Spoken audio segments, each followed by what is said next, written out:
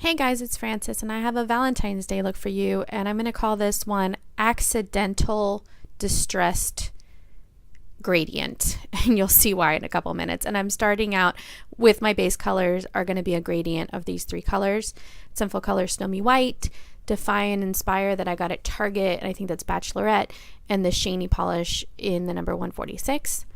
And I'm going to start out with a base coat of just that snowy white, just one coat.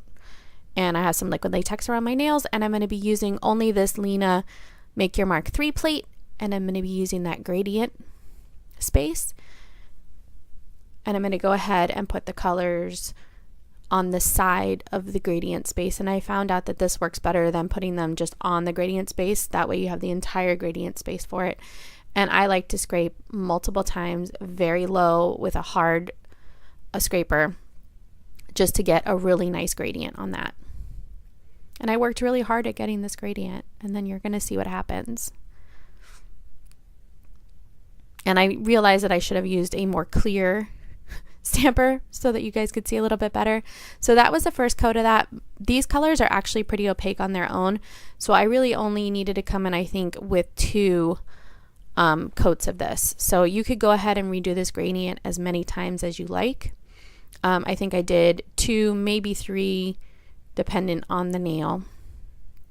And then I'm going to show you the second layer. The nice thing about using one of these gradient spaces is that once you get it stamped on there, it's pretty much dry almost instantaneously, so you can actually come in with that second stamp almost right away. And then I'm going to come in with this really cool cuticle pusher that I got on the Born Pretty site, and I'm just going to separate that polish that's on the liquid latex from the one that's actually on my nail, so that I don't pull up too much or leave too much behind. I'm still work in progress as far as this is concerned. I am not good about separating the liquid latex from the polish. But then I'm going to come in with these tweezers, and these are just regular tweezers, and I'm going to pull off that liquid latex. And I still have a little bit of cleanup, but still it's not as bad as it would have been if I didn't put any liquid latex on there at all. And I'm going to show you just the removal of this next one as well. And this one doesn't want to come up for me. So my next step when I do any gradient is to use a top coat. It kind of smooths out the gradient. And I used C&D against my better judgment because it smeared stamping polish for me before, but I didn't think about it this time, and it smeared my gradient. So I have some choices at this point. I can cry, I can do it again, or I can just go with it. Well, it was late. I'm not a big fan of Valentine's Day anyway, and I just went with it. So at this point, I'm just owning it and calling it a distressed gradient. And I'm going to come in with this Beauty Big Bang red stamping polish, and I will link, I also have a review for their stamping polishes that I just did, and I'll link that for you. And then I'm going to use the image right below that gradient image, and I'm just going to stamp it. And then I'm going to show you it on another finger as well. And these are kind of I don't want to say cartoony heart, but they're not a very crisp heart. They're almost like hand drawn.